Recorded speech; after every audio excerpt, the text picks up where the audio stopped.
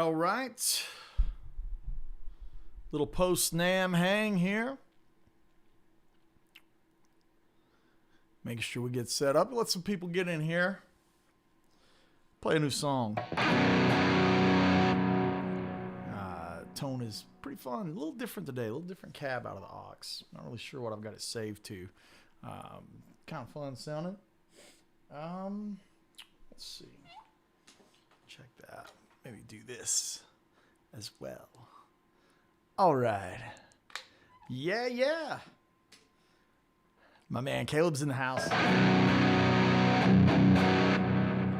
Big tone. I like that big low mid tone. All right, let's try one. Hope everyone's well. This one's called Shoot the Sun Down.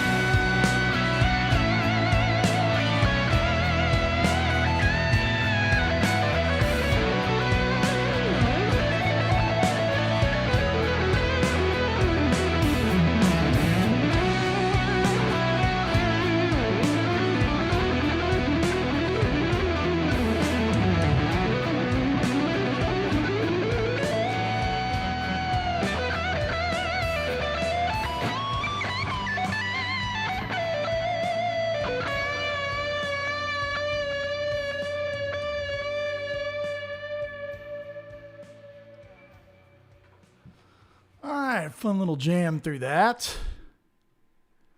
Be on the new record. Excited about that one. Yeah. All right, little post NAMM hang.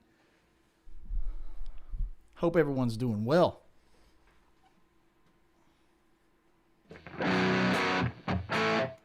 Yeah. So, man, what was hot at NAMM? So many good times getting to catch up with a lot of good people. Obviously Caleb from Nerd Halen spent some time in the booth. If you saw my story, we got into a fun little game of Inception, sharing the same photo back and forth. Oh, always like that. It was really great to hear that guy play. You guys should look up Caleb's band. It's right in the chat. It's under Nerd Halen. Really killer. I think the Friedman vintage, the Plex, was really cool. I picked up a brown box, which is right back here. Let me show you that. There'll be video footage of this later this week, hopefully. We're doing Shiprock next week. And if you guys have ever, played out of the country or awful club or theater, power is an issue, right? So I got me a nice cable there. We've got plenty of those. But this is the brown box. I haven't even opened it yet. I got this while I was at NAMM. Shout out to the folks at the company, the brown box company. I'm gonna peel it out here so you guys can take a look at it. It's still got that new car smell. AC blows cold. It's from Amp RX or Amp Prescription, however you like to look at, say that. It's pretty cool though. So this is the brown box right here. I grabbed this at NAMM, and you can change the voltage of your amplifier and attenuate the voltage, which is really killer. And it has voltage for 2 amplifiers, so I can do my stereo thing at NAMM, which will be great. I'm trying to hold it up to where you can see it. Right here on the back it says, what is your magic number? Set the active reduction to bypass mode.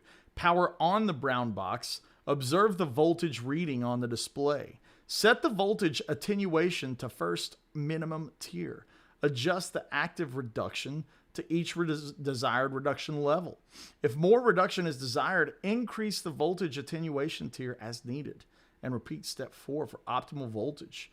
Input, 120 volts. Power handling, 5 amps, 120 volts.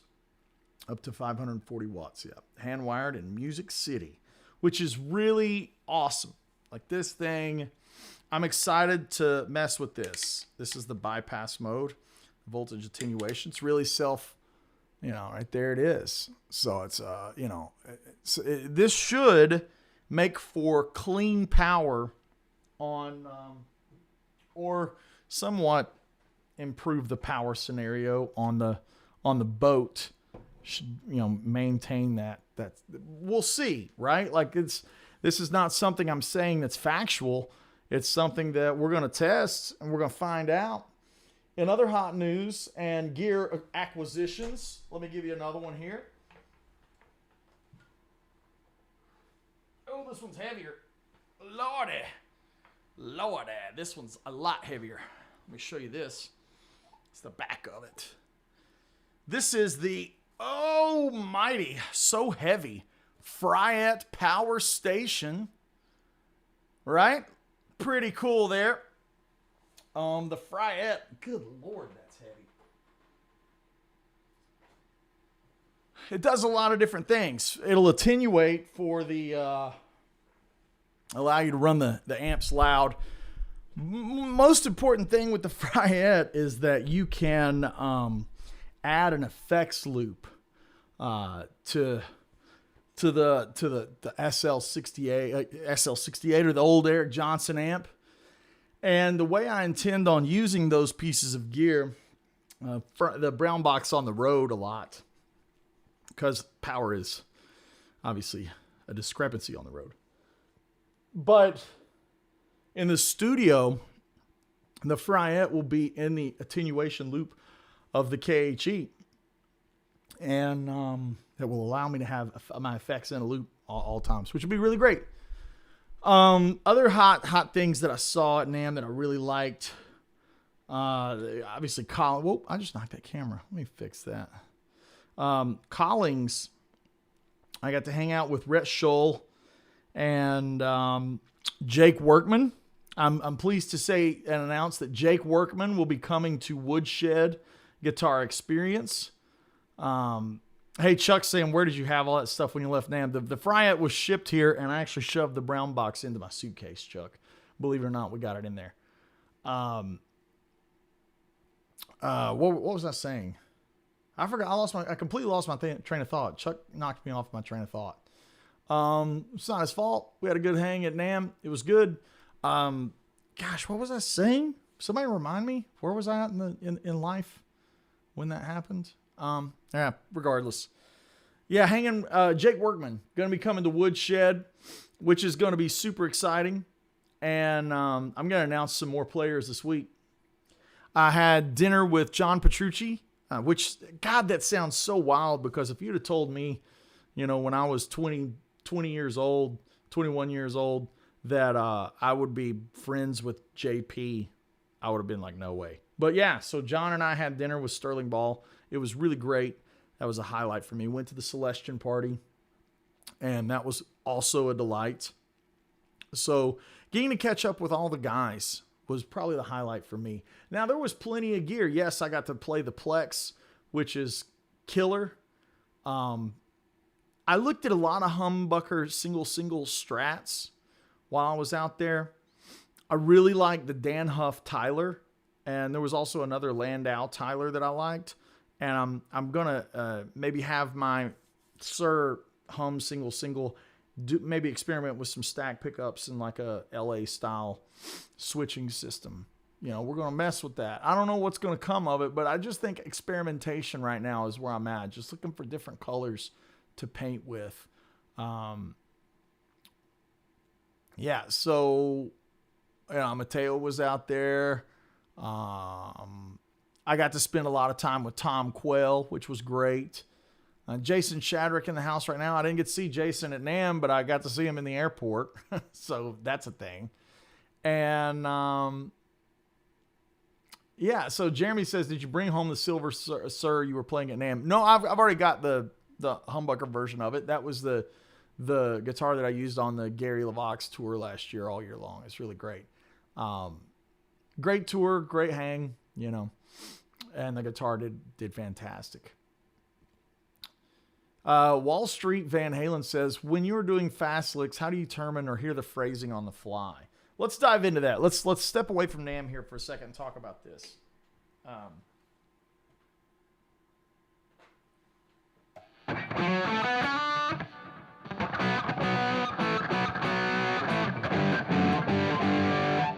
So when I'm thinking about fast licks on the fly, the thing that I'm trying to make sure that I see is the guitar going in a bit of a diagonal approach. I don't want to see the same thing over and over again. Like, this is not what I'm looking for.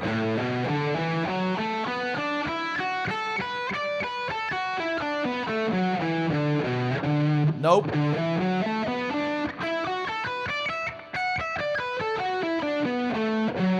I'm not really looking for that at all. I'm looking for this kind of sound.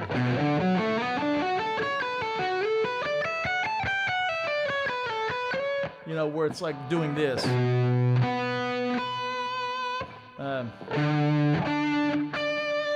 I'm seeing the guitar neck move diagonally. Also, if I'm thinking about passing notes or chromatics, that would dictate a lot of what my approach is. Like if I'm gonna have something that's maybe, I don't know, it's hard to do it without playing.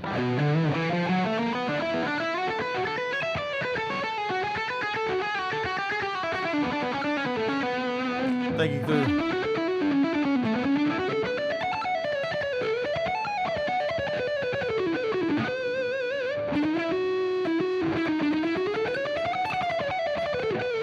Those little half-step movements between them.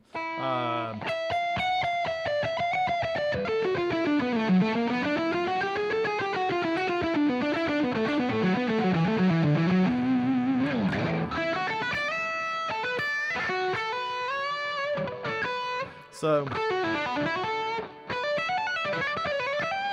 I'm seeing like a wider, less block format. That all comes from just stemming out of, knowing the major scale. Well, if I'm in the B minor, then that's D major. And if I end on B, right?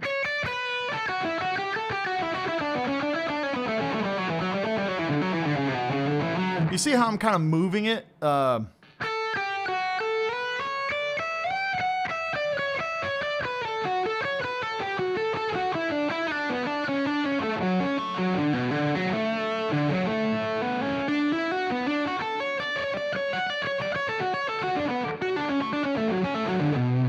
Kind of a fun sound.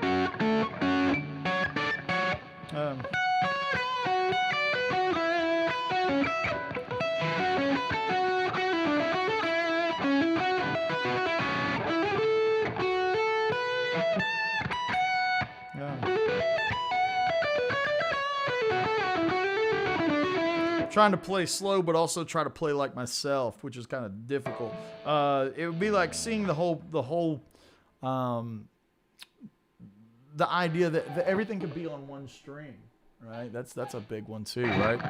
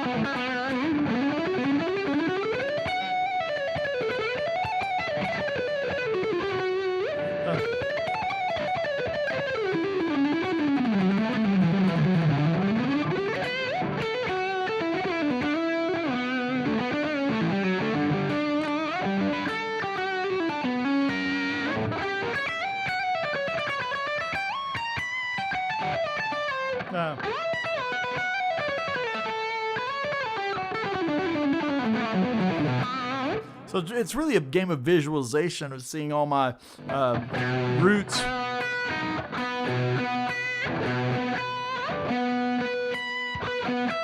And that allows me to move things around. Tune up that B and E scenario. They're kind of a little sharp. Let's try that again.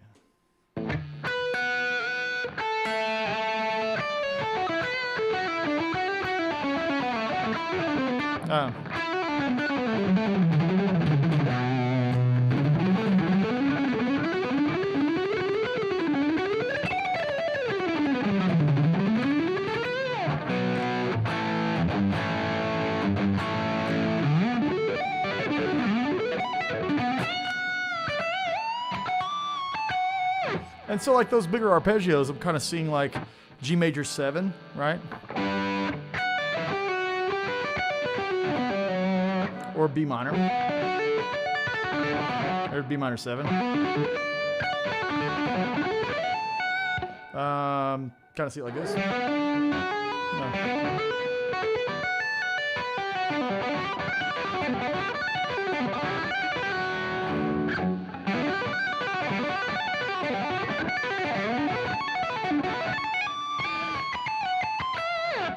So, those are just like 7th arpeggios. Like this one sounds really wacky.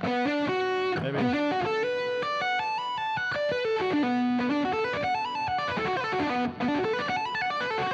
That's also. Right.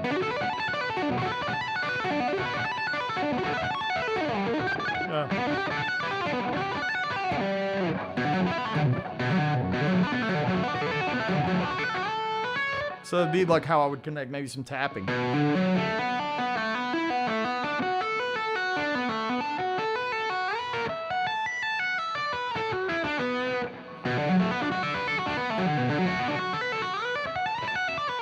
That'd be like a neat way to get a slippery kind of sound.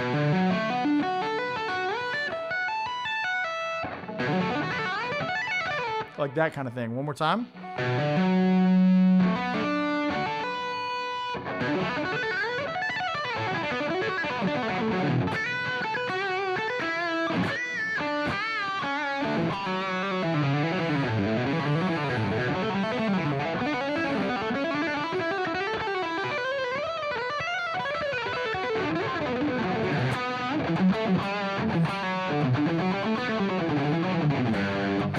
Kind of more of a slippery, kind of legato-y kind of thing, right? It's all about the expression of the ornament. Do I want it to sound bubbly and watery, or do I want it to sound more machine gun? You know, so it's like a...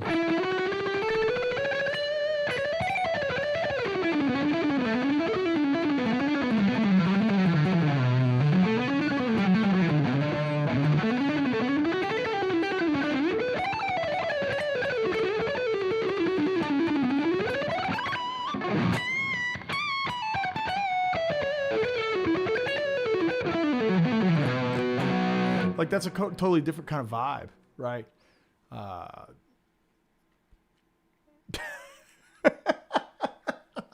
don't know. It's really about being aware of the fretboard roadmap. Okay, I think you can't really blow over stuff and be truly free unless you see the fretboard bigger than blocks. If you just see it in little chunks, you're always just going to be just a prisoner, right? And the best way to get out of that prison is to play throughout string sets, you know.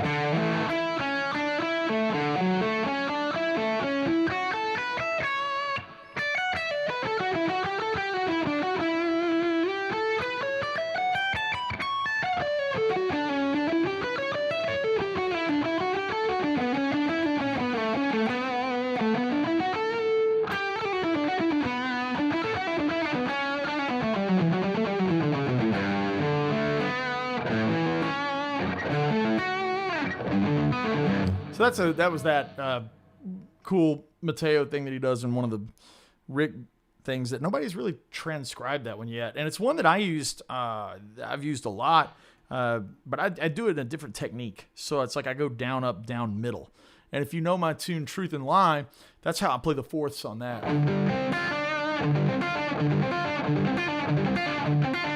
So that was like the thing that he does is...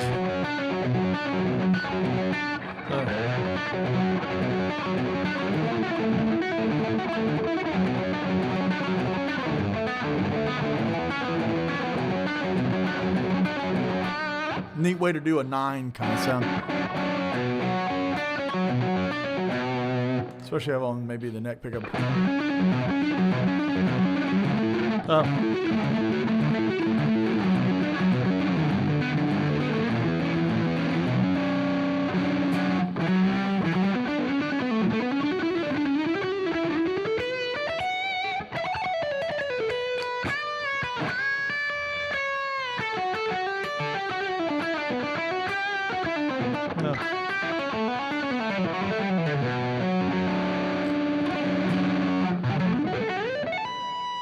That kind of thing, right? So that'd be like how I just kind of slide in some tapping.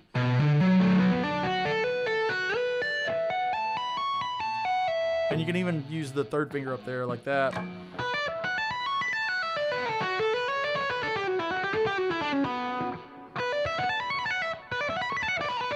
It kind of adds a little even more.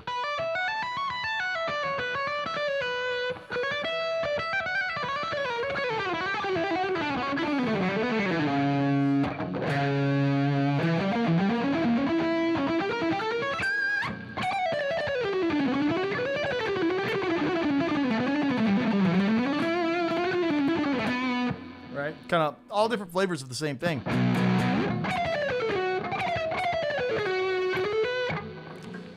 Yeah, I don't know, man.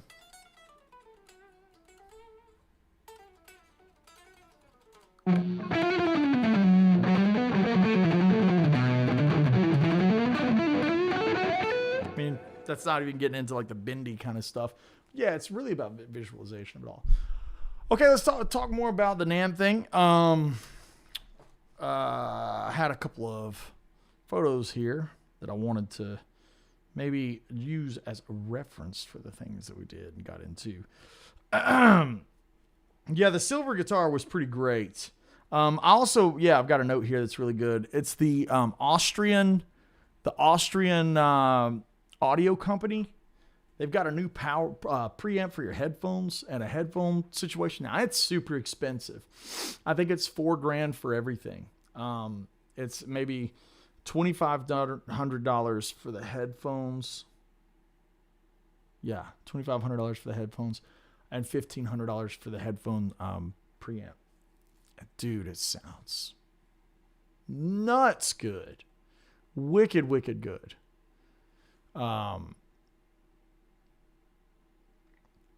So here we go.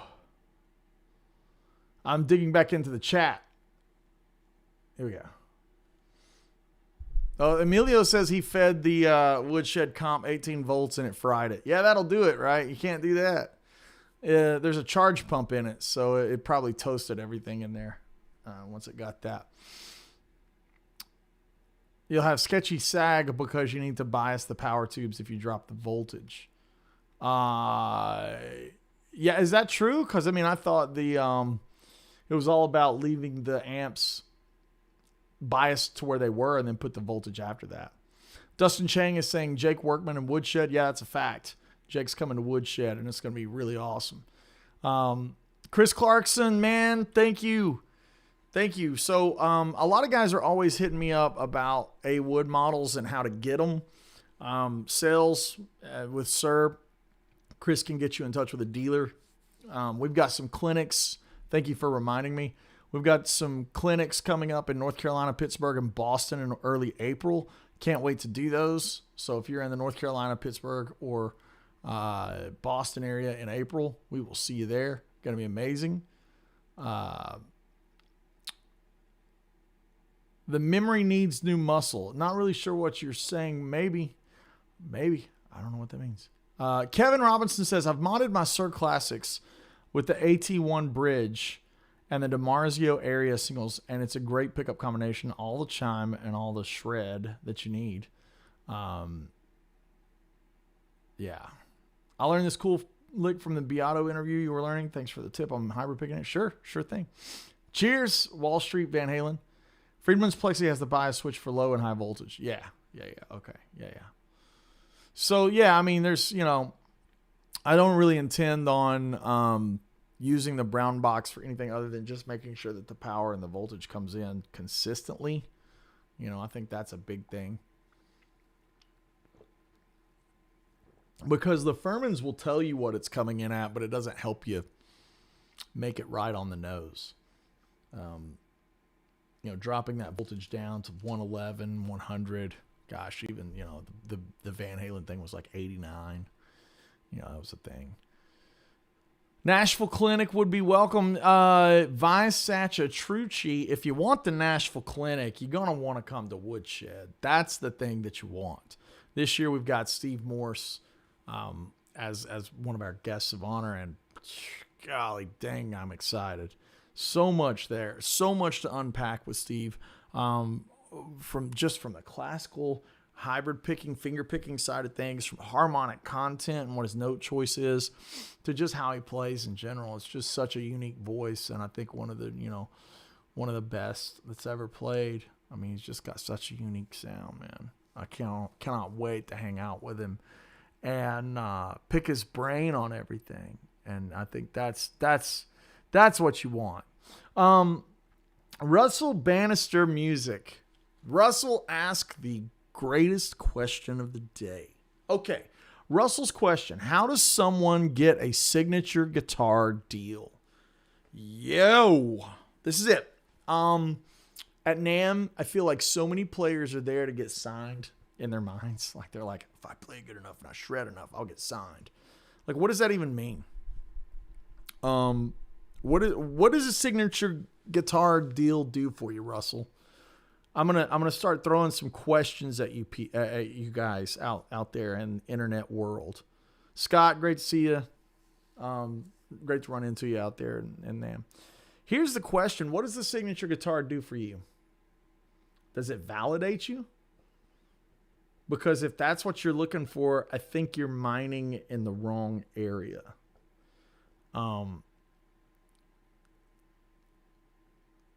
For example, I had a limited run of signature moderns. There weren't many, 30, 40.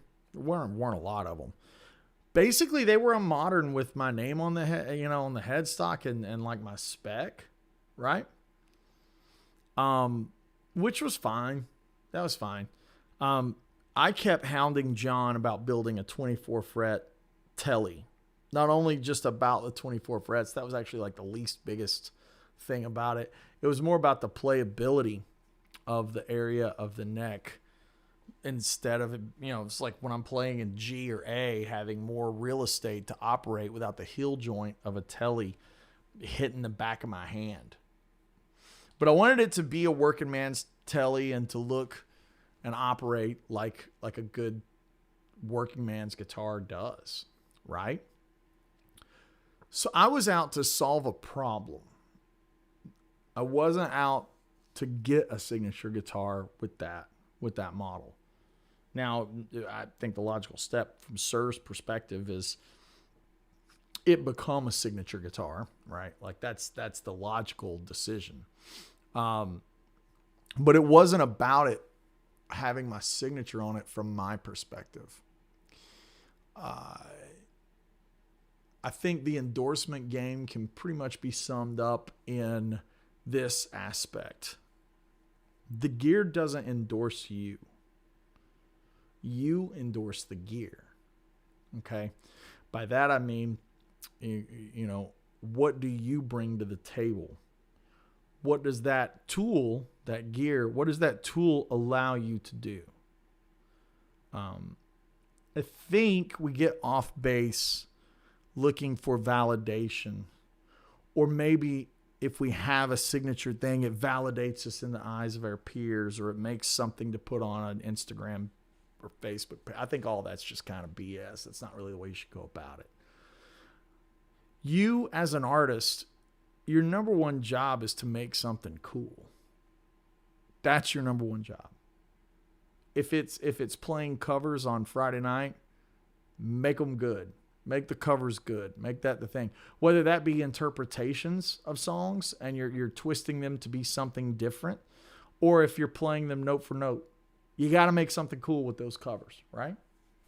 Now, if you want to be a session player, your job is to make cool stuff for other people's records. They can't come up with guitar hooks and tones and sounds and things like that. Your job is to make cool stuff for them. If you're an artist, that's where your job really is about making cool stuff. Make a cool song. Make something great. Now, why do I keep talking about this? What does that have to do with an endorsing or a signature model guitar? I think all the chips will fall where they should if you're making good enough stuff. What do you bring to the table to a company? Like, that's a question that hurts, because it'll expose your flaws to yourself and say, well, man, am I bringing, a huge fan base? Do I have 500,000 followers? I see guys get, some signature deals, and they don't have the live lineage of a John Petrucci. They don't have this huge, expansive catalog of original music, but they bring to the table 500,000 followers online. That's completely valid, because that means the company will sell guitars, right? Like, when we think of two Ernie Ball artists, let's use like Tosin or John, and then let's use Rabia. Rabia just launched his new signature model. Rabia has a huge fan base. Now, has he done some original music? Yes. But does he have 11, 12 albums worth of music? I don't know if Rabia has 6 albums worth of music. So then if you're basing it upon why does he get a signature guitar? Well, it's because he brings a ton to the table in other aspects of music. He's got a huge presence online. That means Ernie Ball will sell guitars, right? So, you know, when you're asking me this, Russ, it's like, what does Russell Bannister music bring to the table? And I don't know the answer to that because I don't know. You may have a huge body of work that's amazing, right? You may be touring with Pink, not Pink because Justin's with, but you know, an artist like Pink. You may be touring with a huge artist that I don't know about. That's another thing altogether, right? Like Justin Dierko just got a signature model guitar. He plays with Pink. Like, is he going to be putting that guitar in a lot of really awesome scenarios where that company can use photos of him on stage with Pink or him at the Grammys or something like that, playing that signature model guitar? Is it going to be in music videos? Dude, that brings a ton of value to the company. So that's when you're asking about what it is to get a signature guitar deal. It's not something where you go in and you play real good and you go, hey, I'm here. Look how good I play. Sign me to, get me signed. And I know that a lot of people are probably rolling their eyes saying that that's obvious, but there's probably a lot of people that don't realize that that's not how it works. I don't have 500,000 subscribers. That's not what I bring to the table with Sir. I've got 40, 50 on YouTube. I got 60 something on Instagram. I can hit a lot of people. When I post something on Instagram, it'll get 20, 30,000 views. If it's not something really big like the one that I did playing Jack Butler, man, that's probably at 1 million views by now. So it's like, do I have views? Yes. But is that what I bring to the table? No. What I bring to the table is a body of original music.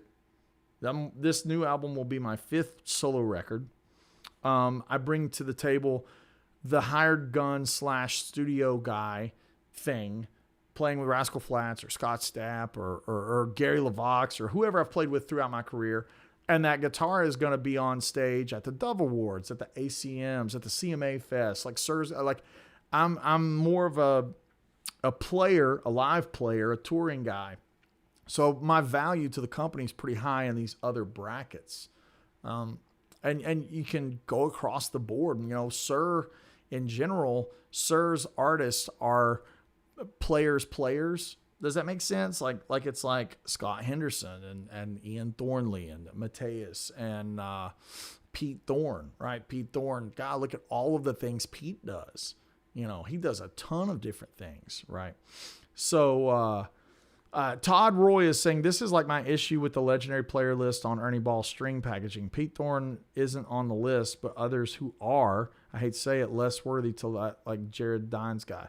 So Todd, what makes Jared Dines not worthy? What if Pete Thorne doesn't like Ernie Ball strings? Like that, there's things in play that are different than I think what the optic is from the outside, from the customer's optic or the buyer's optic or the market's optic. What makes Jared Dines not worth it? Can Jared Dines play like John Petrucci? No. And I think Jared would tell you that. Does Jared trying to do what I do? No. I think Jared would tell you he can't do what I do. That's not me being arrogant. I don't think that's it at all. I just think he would be like, hey, that's not what I do. You're asking a monster truck to go skiing with. Like, you're not going to put that thing in the lake and go skiing with a monster truck. You're going to get a boat. You're going to get a ski boat, right?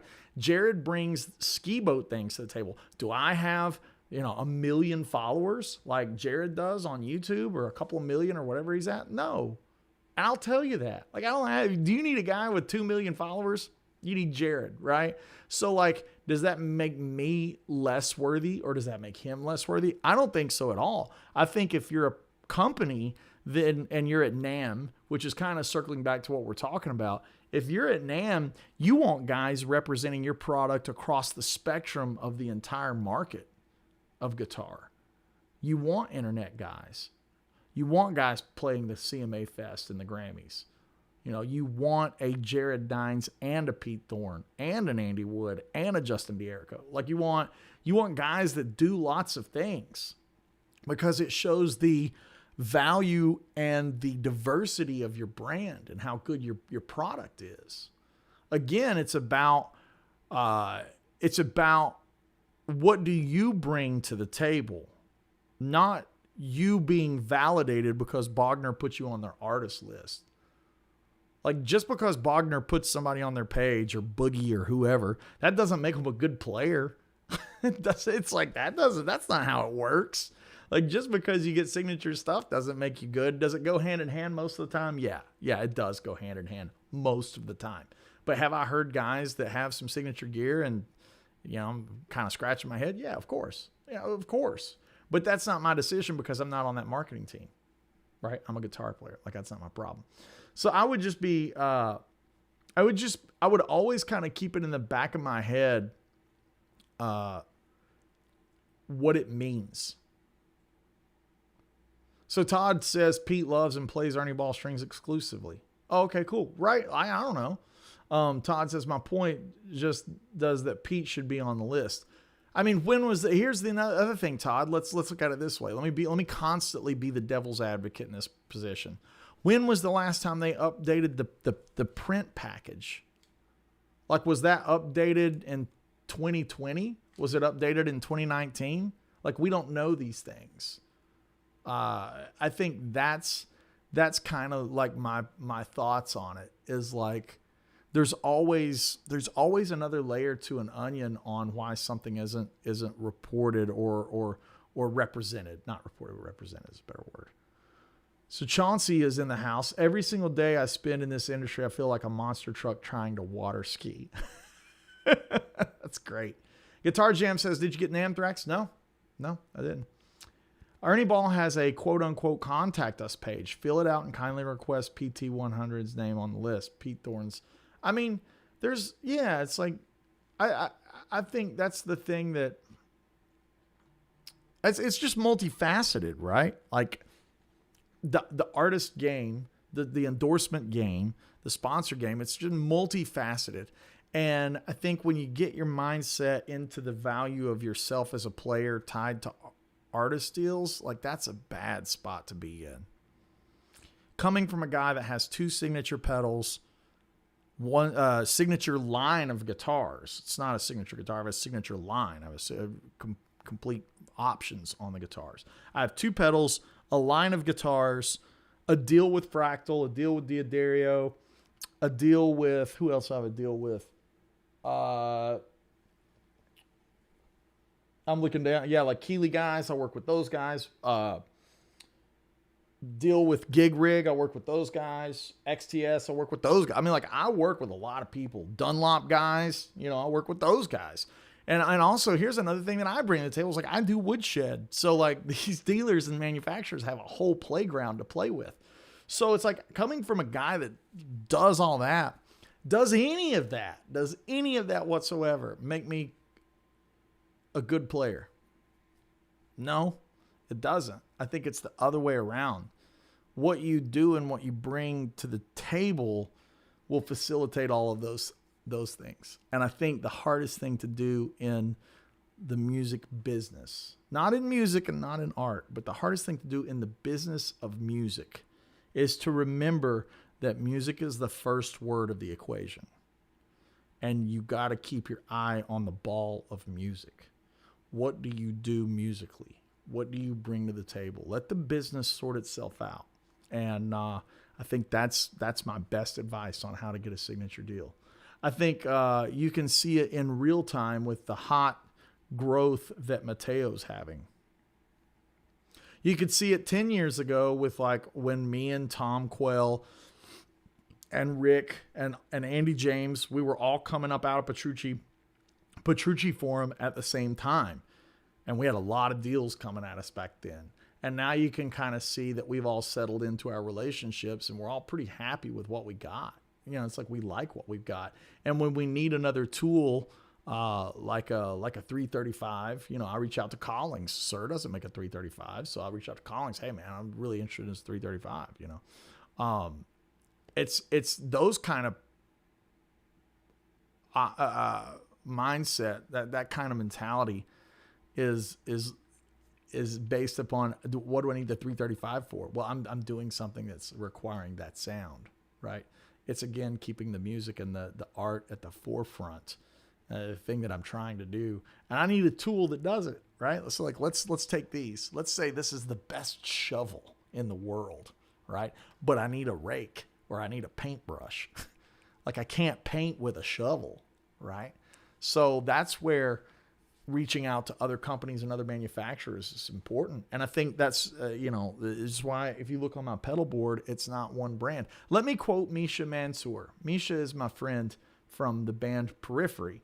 And I say that because some of you know Periphery and some of you don't. But Misha had a great quote one time. He said, anybody that only has one brand of pedal on their pedal board is a psychopath. And it made me laugh. And I've always said that since then. God, it was years ago that he said that. And it was in a text message. I'll never forget it. I took a screenshot of it. I was like, that's the best thing I've ever heard. But it's true, right? You look down on my pedal board, I've got a G&I Octafuzz. I've got a Keeley Halo, a Strymon Mobius, a Jerry Cantrell Wah. It's like I got all these different colors to paint with. And it's up to me to go make something cool, right? So when you're at NAMM or a trade show or a trade convention, or when you're reaching out to a company, I think I saw this. Todd Roy says, he's saying it seems things to be quite updated, quite recent. My point is, where was it at? So there was something you guys were talking about in the chat about, filling out the artist emails. When you're doing that, you got to put what it is that you bring to the table. That's what it all boils down to. What are you going to make with their product? Sometimes that's a really easy thing to do, and sometimes that hurts, especially if you're young in your career. I've got a lot of dudes that I'm helping mentor that are in their 20s, and I try to do as much as I can to help them aim their focus at their craft and let the endorsements happen. Like, if you make a good enough product, Ibanez will come knocking. If you play good enough, you make a good enough splash, you make a big enough splash, PRS is going to come knocking. You think PRS doesn't want the best players in the world playing their guitar? You think Sir doesn't want the best players? Like, every company has a healthy competition because that's how you make the entire industry better. High tides raise all ships. So EVH, yeah, they want to lock you down if you're a monster. PRS wants to lock you down, but you're going to get that the better you are. Look at Jared Dines. You say, like somebody said, maybe he's not as good as these other players. It's like, that's not what he brings to the table. He brings all this other stuff, this other side of the industry to the table. There's room and there's low-hanging fruit for everybody of every aspect of the game, but you have to be good at the game. And, Jim Riley says it best, the air gets really thin at the top. That's the nature of the game. That's why guys spend a lot of time and money on the record. I'm like, dude, I'll tell you right now, I spent so much money making my new record. So much money.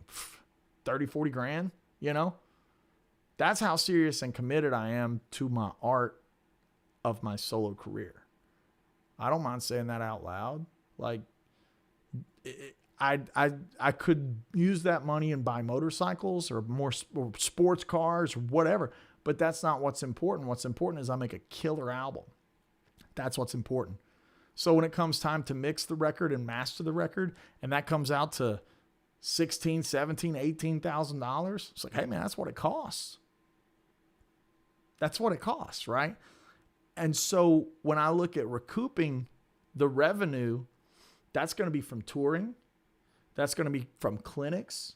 That's going to be from endorsement deals and all of the aspects of diversification. But nobody's going to be interested if that product's not good. If I went on stage with the Rascal Flatts guys and butchered Life as a Highway, no, sir, not coming back. Thanks, but no thanks, right? So I've got to constantly maintain everything on the playing side. The playing has to come first. The music has to come first. That is the number one thing. And so if you're wondering why you don't have a deal or what it takes to get a deal, it's like aiming your brain into the right direction. Get your brain off of validation. Get your brain off of likes and clicks and validation, or what you can put on your resume. Like, your resume is not what is in the signature of your bio on Instagram. At Bogner, at Fender, at like that doesn't make you good. You're right. Like, your value is to them. Here's a great example: Paul Reed Smith and John Mayer. I don't have to say it, right? John is the value. John can play whatever he wants. He's going to play arenas, and he's going to sell bajillion of records, and he's going to inspire bajillion guitar players to go buy a guitar. That's the value.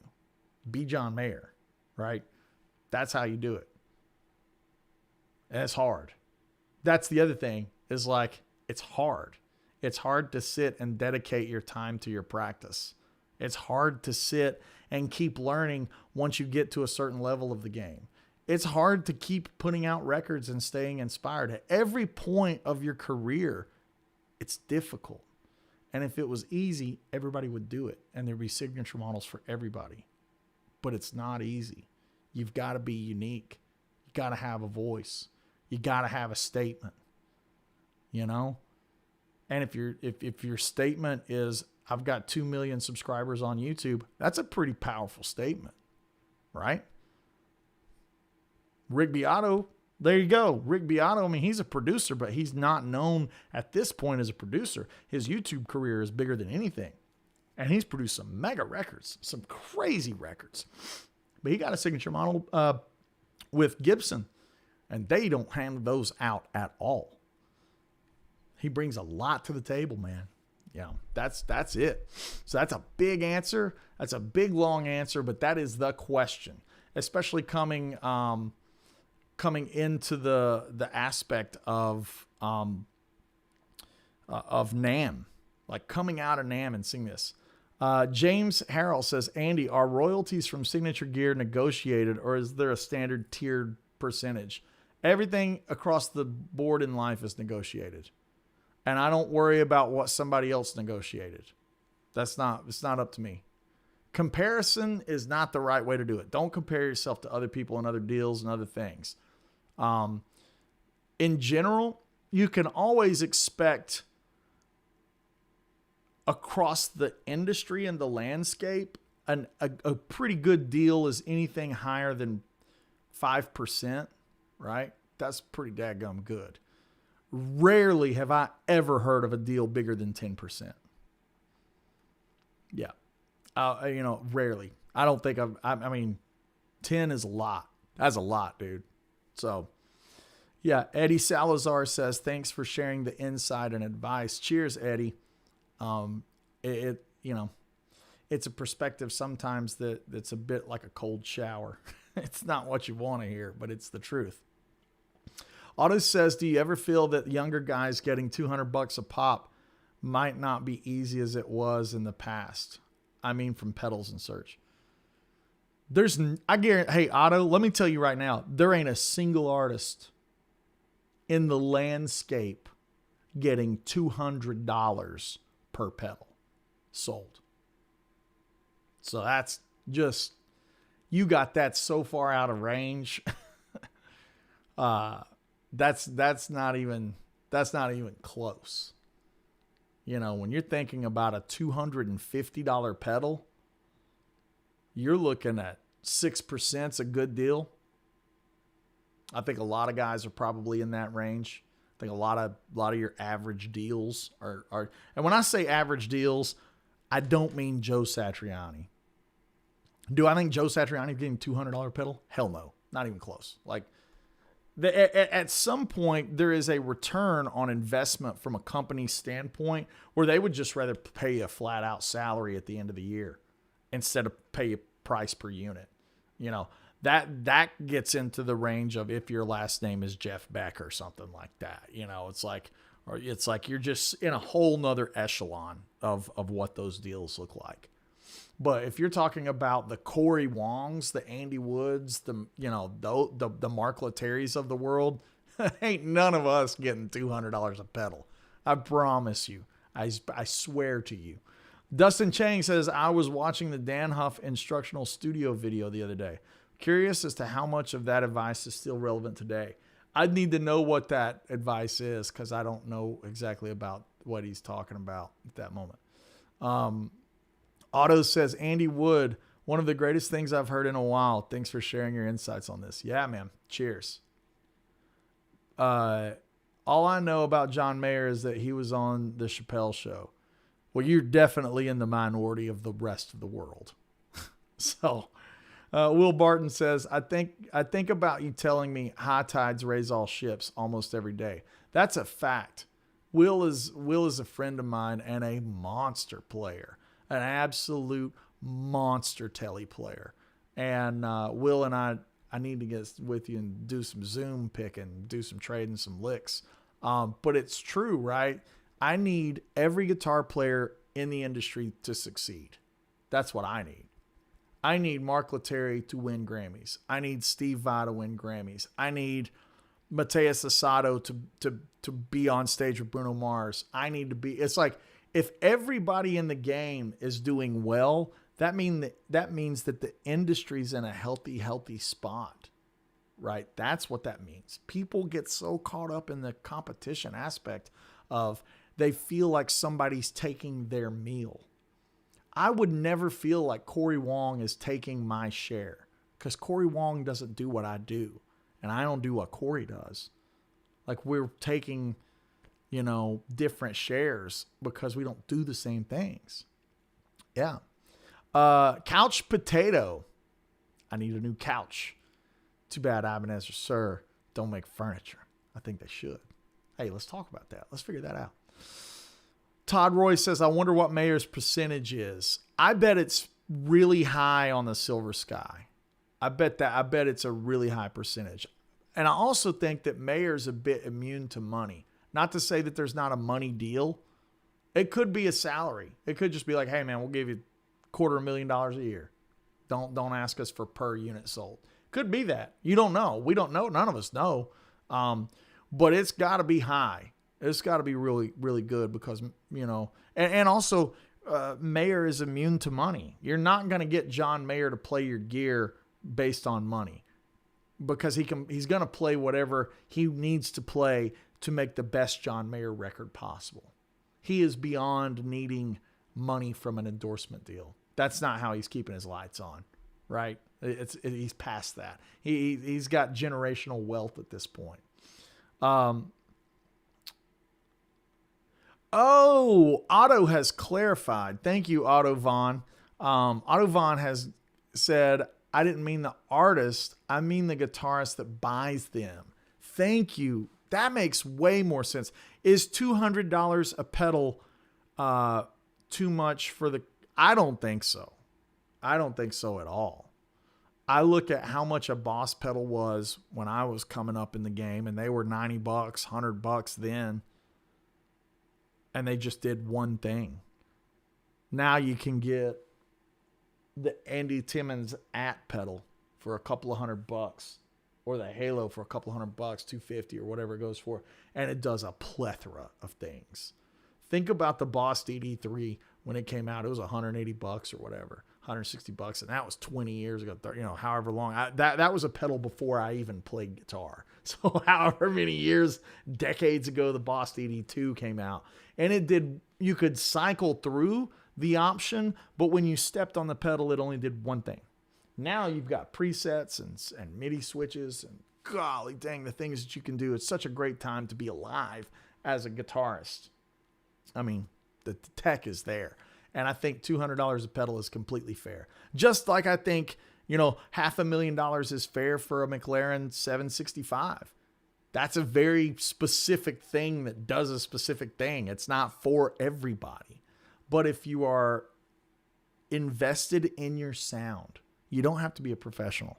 Not everybody is. The majority of guitar players that I love aren't professional. The people that I love in this industry, the majorities are not on the level of Steve Vai or John Petrucci. It's like I use those names because they've become friends of mine. John is now a friend of mine. we all realize that John is an anomaly, right? John Petrucci is an anomaly in this industry. The things he's done, the revolutions he's done, Eddie Van Halen's or the Brent Masons of the world. It's like not everybody gets to be that, right? The things that's very real though is if you care about your tone, even if it's playing at your house, and you care about your tone on that level, I think it's 100% worth it. 1,000% worth it.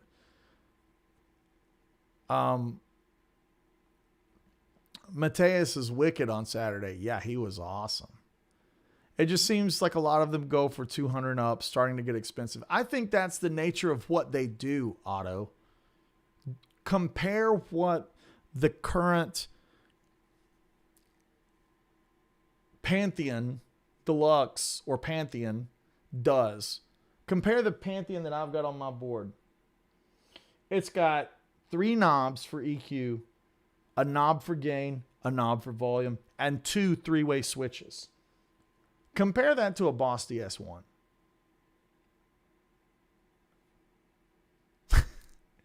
You know? I mean, no further questions, Your Honor. It's like you got to compare it for what it's doing, Otto. I think that's an important thing to keep in mind, is like not looking at a price point and comparing that price point to your blues driver or your tube screamer. Like, compare it to what it's doing. And you'll find that things that are expensive, like a germanium clipping pedal, or like things that require some serious circuitry and some serious parts, rarity, quality of component. Compare what it is to what it does.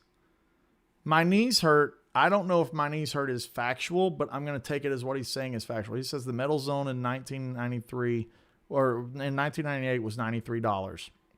It's $99 on Sweetwater today. That's a great pedal. It's $100. And it's kind of one thing. Can you sweep it around? Sure. But can you completely alter the way the gain structure is? No, you can't. Versus the Nobles Screamer that Keeley just did, where you're telling me you've got a Nobles ODR1 and a Tube Screamer in one pedal. Like, now you're getting into some tricky stuff. And I think that's where you compare the price of the Nobles ODR1 Screamer combo pedal to buying an original ODR1 and a TS808 Screamer. And you'll find that the value is incredible. It's incredible, right? Same one with the Halo. Imagine buying a couple of old Echoplexes. What's that going to cost you? Old vintage Memory Man. They're going to cost a ton. Even a new memory. What if you had to buy 2 Memory Men? You have the Halo, and it does more, and it sounds better. In my opinion, it sounds better. I've never played 2 Echoplexes that do sound as good as the Halo. That's why I pulled my Strymons off the board. Does the Strymon do more? Can it do MIDI? Can it do all these things? Sure it can. Do I like the Halo better? Absolutely. Sure do. I like the way the Halo sounds. Dustin Chang says, one thing Dan Huff said in regards to being a session player was that you don't have to be perfect, or that it's okay if you mess up. Get it right the first time. Speed is valuable in the studio. And I think it was valuable then, and it's valuable now. Because when you're on somebody else's record, they're paying for the studio time and the producer and all that stuff. So the faster you are, the better you are. The higher your value should be. You should charge more. What do you think about the piano YouTuber Brendan Kavanaugh with the Chinese tourist? I think that's crazy. I think it's like, if you're in public, not in China, if you're in public in London playing, nobody should come up and be telling you can't record. Like, hey, don't go out in public. Don't leave your house. But everybody's kind of like, you're in my space. Hey, man, sorry, man. McDonald's is not your space. McDonald's can tell you not to be there, you know, but you can't tell somebody else not to go to McDonald's, right? It's like, come on, let's all get real. It's the same thing with the Nazis out front of Disney World. Last time I was at Disney World, we were on tour. It was Gary LeVox was maybe the second to last show of the tour, and it was like, you know, we're doing a couple of dates in Florida. Me and the drummer and the other guitar player stayed, and there was protesters out front. They were wearing the swastikas and doing the thing. It's gross. It was gross. I hated it. I hated seeing that. I hate that kind of bigotry.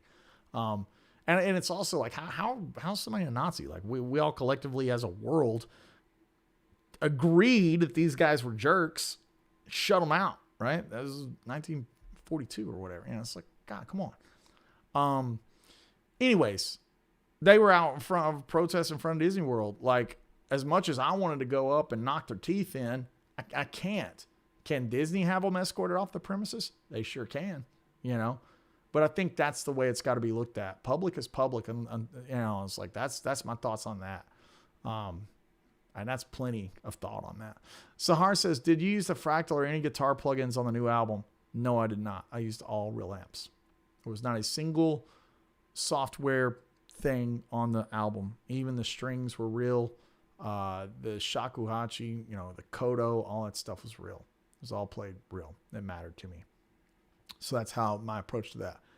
1980 says, just wanted to say the EVH rig you put together was so sick and inspired me to build one as well. I got all the pedals now. I just have to figure out how to wire the thing up. Yeah, man, cheers. It's amazing that you can take that rig and shrink it down. A lot of people were looking at how we wired the STE 3000 and it splits and the dry goes out. They're like, why would you go mono back into the Eventide? It's not mono. It's tip ring sleeve. So like people saying that we went mono, it's like, no, we didn't go back mono. The Eventide is tip ring sleeve stereo input. Just to clarify, just to keep it up there. Cost for gear isn't just based on what the market will bear. It also is the development and the marketing costs. Exactly. Chuck's chiming in there with the good common sense. As always, the voice of reason. New Portnoy Dream Theater is going to be unreal. Yeah, I was talking to John and Jordan. I ran into both of them. You know, obviously I had dinner with John, but I ran into Jordan at the airport. We talked a bit. Yeah, they're all looking forward to it. They're really hyped to make the record. Oh, thank you. Thank you, Knees Hurt. He has his receipt and the box. That's great. That's good for you, man. That's really cool. At some point in time, Joe Bonamassa is going to come knocking on your door to get that thing because you got all the case candy. Yeah. So, hey, Andy, check out Moray Pringle Rum Punch. Tell me what you think it sounds country's first. Okay, I'll check that out. Message me that, Larry, on you know, Instagram or something where I can actually have a link. I won't forget it. I kind of do these things and I kind of forget what's going on. Mark Kirby says, I thought the gearbox would be more expensive than it is. 2 channels, noise gate. Yeah, it's like that's 3 pedals in one, really. And I think it's a steal.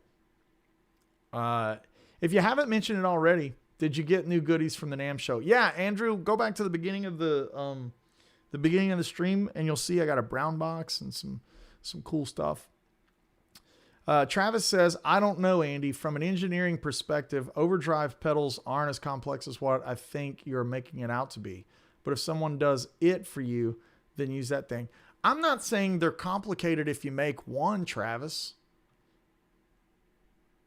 I'm saying they're complicated if you make 1,500. Because now your cost has gone into the manufacturing process of multiplying it. That's another thing that I see guys bickering about online, and I just want to reach through the screen and shake them. I could build a Tube Screamer or a Klon for $40. Great. Build one. And it'll be in a homebrew box. People don't realize that when you're building 1,000 of something and you're painting 1,000 of something, and you're buying volume pots for thousands of something, that's the thing. So Travis, I'm not being huffy to you. That's to Travis McCartney. I'm not being hateful to you. I'm saying, think about it from the manufacturing process. You now have to pay for a machine that builds the thing. You've now got to pay for health insurance for employees. And if you don't have your employees on health insurance, I don't really like the way you do business. You know, you got to take care of your people. Your people are your product. It's all kind of related. All kind of related. Hey, Chris Justice, happy post NAMM. I got to get up with you. I can't wait to catch up. Yeah. A lot of good conversation here. Guitar Jam says, I was thinking of buying the Greg amplifier. What do you think about the amp, and is it worth $2,700 price tag? Yeah, I think it's a steal for $2,700. Got a lot of options, a lot of sounds, tube-driven tremolo, things like this, things that are costly. I think it's great. I love that amplifier. And then, licensing. Heck Wes is saying you should get your music on WWE. Yeah, I'd love to. So if anybody's got a contact at WWE and they would love to have a song of mine on there, I'd love to license it out. That would be really cool. I grew up watching WWF and Hulk Hogan and Ultimate Warrior and Bret the Hitman Hart and Brutus the Barber Beefcake and all that stuff. You know, it's like Shawn Michaels, Undertaker. I'd love to be like somebody's intro music. That would be so sick. But yeah, I think it's the thing that's interesting when it comes to gear is like, and manufacturing and artist deals and all this kind of stuff. There's a lot of layers to it. And and at the end of the day, if someone thinks that they could do it better, I would be that guy that would say, go do it. That's usually my response when people say something negative about a video of mine. I usually say, cool, this video was free for you. It cost you nothing. This live stream right now, guys, is free. I just do this because I love you guys. You know, if somebody thinks that they can do it better, go do it. You know, if you think you can build a better tube screamer, go do it. If you think you can make it cheaper, go do it. I think that's where I go into there's enough open space for everyone to attempt it. And then I think the cream will rise to the top. I think that's how it goes, right? Roddy Piper. Yeah, man.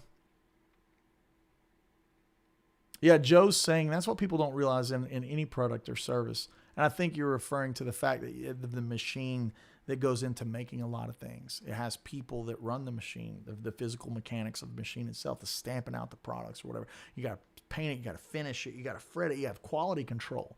Like, what if you can make a bunch of these things, but you got nobody running quality control? Then you're going to just end up wasting money because you got pieces that came out that were just a little off alignment or whatever. Yeah. So there's a lot here to unpack. Somebody said they like my shoes, not the usual Chucks. Yeah, I got these. NAMM's kind of a thing where you got to do a lot of standing. So I got these like a little bit of color on the back. I'm usually in all black, so I was like, I'll get some color on the back of the shoes. Yeah. In the old days, we didn't have a guy like Andy to share the experience. Yeah, I mean, right? Like I'm out here just kind of talking about the game from my perspective. And I think it's pretty decent, right? I think I got a decent perspective. I'm sitting here looking at pics that, they put my name on them. It's like, I feel like I've got a valid source of perspective. And that means that, like, if you hate everything I do, that's cool too. But I think that I'm giving you a good, honest, sounding board, and maybe some things that one doesn't think about. Maybe that's something else that I can offer.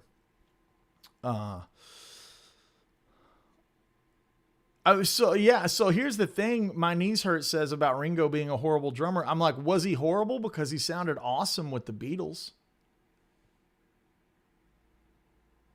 Do I want to hear him play Panama?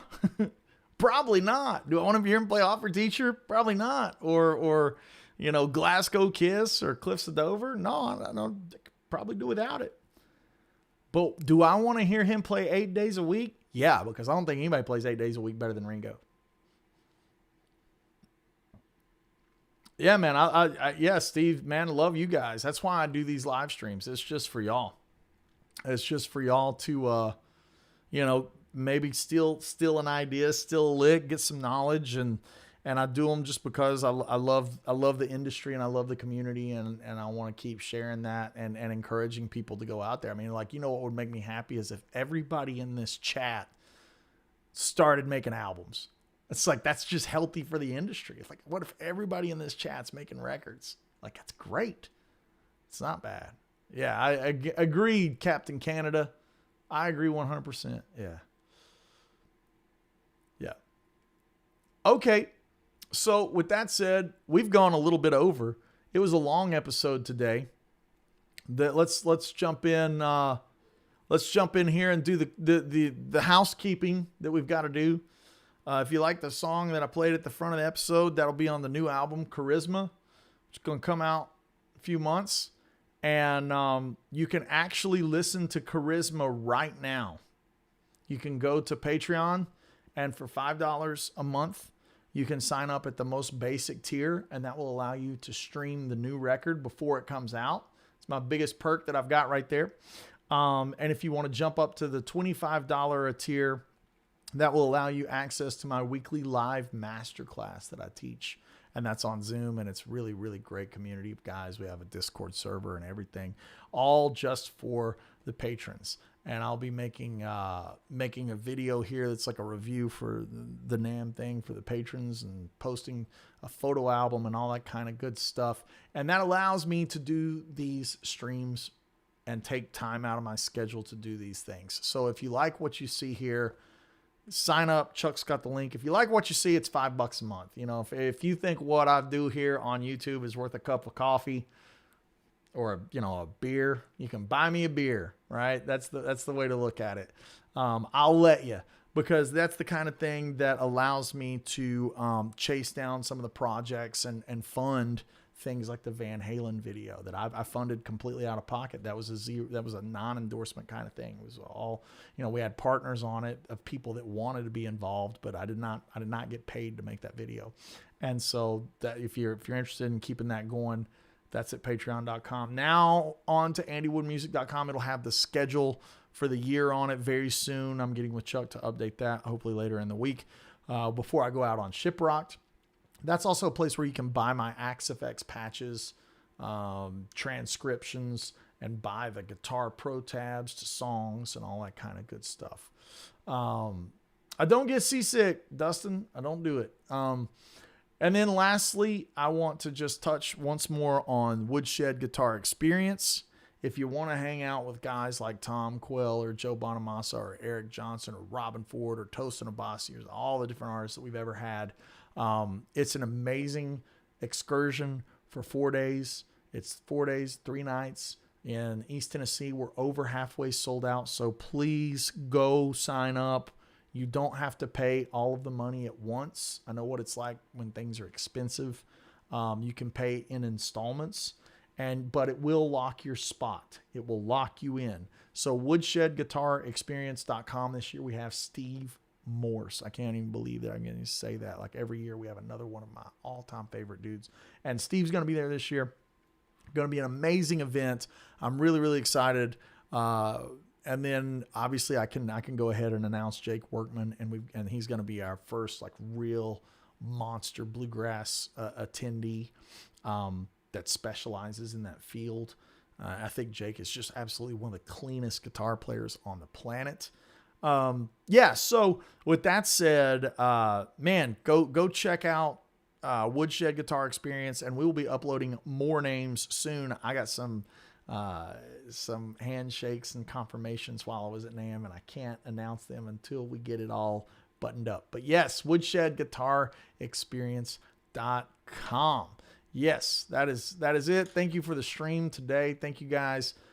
Chuck, as always, thank you for being the moderator here on the channel, and looking forward to seeing you guys in September at Woodshed Guitar Experience. Those of you that will be on Shiprocked, be sure to say hi. We'll have t-shirts and hats on Shiprocked, so I'm excited about that. And we'll be doing some merch for the new album Charisma very, very soon as well. And with that, be blessed. Have a great week. We'll see you in a week from tomorrow. I will not see you next Tuesday because I will be on the open seas. But yes, other than next week, I'll see you after that. Sign up at patreon.com. I'll see you Wednesday night. All patrons, all Woodshed members, I love you. And we will talk to you all very, very soon.